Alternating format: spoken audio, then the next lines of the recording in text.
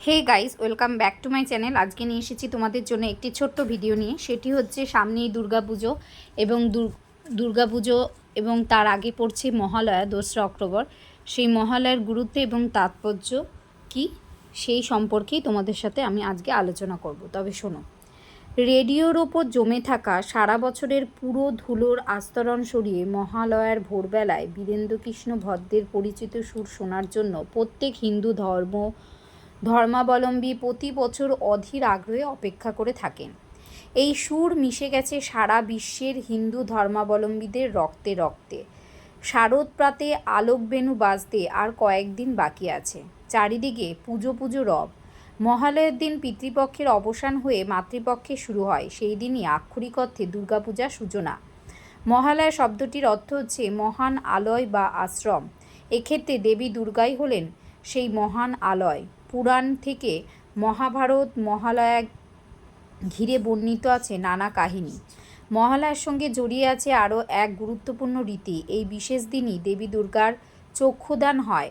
রামায়ণ অনুসারে রাবণ বসন্তকালে দেবী দুর্গার পূজা করেন, যা বর্তমানে বাসন্তী পূজা নামে পরিচিত। শ্রীরামচন্দ্র পরবর্তীকালে শরৎকালে দুর্গাপুজোর আয়োজন করেন, যা অকাল বোধন নামে পরিচিত।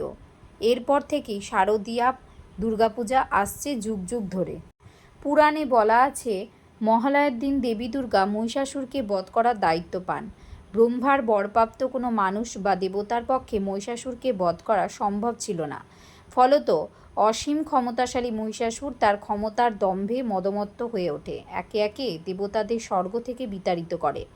ব্রহ্মা, বিষ্ণু ও শিব ত্রয়ী তখন বাধ্য হয়ে মিলিতভাবে মহামায়ার রূপে অমোঘ নারীশক্তি সৃষ্টি করলেন। দেবতাদের দান করা 10টি অস্ত্রে সিংহবাহিনী দেবী দুর্গা সুসজ্জিত হয়ে ওঠেন।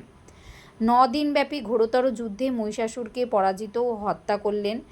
মহালয়া হচ্ছে সেই দিন যেদিন দেবী দুর্গা এই মর্তে অবতরণ করেছিলেন বলে বিশ্বাস। পিতৃপক্ষের অবসানে দেবীপক্ষের সূচনার দিনটিকে মহালয়া হিসেবে উদযাপন করা হয়। দুর্গাপূজা হিন্দু ধর্মাবলম্বীদের কাছে বড় উৎসব। মহালয়ার দিন থেকেই পুজোর ভাব চলে আসে হিন্দু ধর্মাবলম্বীদের মনে। হিন্দু শাস্ত্র মতে মহালয়ার দিনই অশুভ শক্তির বিনাশ ঘটিয়েছিলেন দেবী দুর্গা। এই বিশেষ দিনে মহিষাসুরকে বধ করে অশুভ শক্তির বিনাশ ঘটিয়ে এবং শুভ শক্তির আরাধনায় তাই মহালয়ার গুরুত্ব অপরিসীম। মূলত দুর্গাপূজার সূচনা মহালয়া দিয়ে হলেও মহালয়ার সঙ্গে কিন্তু দেবী পূজার কোনো মিলন নেই। তবে মহালয়া মানে 3 পুরুষের আত্মা শান্তির জন্য একটা বিশেষ দিন।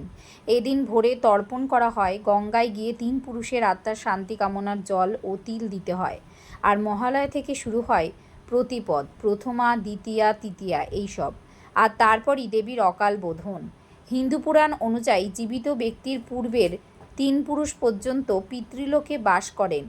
এই লোক স্বর্গমর্তের মাঝামাঝি স্থানে অবস্থিত। পিতৃলোকের শাসক হলেন মৃত্যু দেবতা যম। তিনি সদ্যমৃত ব্যক্তির আত্মাকে মর্ত থেকে পিতৃলোকে নিয়ে যান। পরবর্তী প্রজন্মের একজনের মৃত্যু হলে পূর্ববর্তী প্রজন্মের একজনের পিতৃলোক ছেড়ে স্বর্গে গমন করেন এবং পরমাত্মায় লীন হয় এবং এই প্রক্রিয়ায় তিনি শ্রাদ্ধানুষ্ঠানের ঊর্ধ্বে উঠে যান। এই কারণে কেবলমাত্র জীবিত ব্যক্তির পূর্ববর্তী 3 প্রজন্মের শ্রদ্ধানুষ্ঠান হয়ে থাকে। মহালয়া যুগ যুগ ধরে বয়ে আসা এক অমোঘ বিশ্বাস, যা আমাদের পূর্বপুরুষদের প্রতি দায়িত্ব কর্তব্যবোধের ধারণাকেই প্রতিষ্ঠিত করেছে। অশুভ শক্তির বিনাশ ঘটিয়ে মহালয়া ভালোর জয়কে তুলে ধরার জন্য এই মহালয়ার গুরুত্ব অপরিসীম। ধন্যবাদ।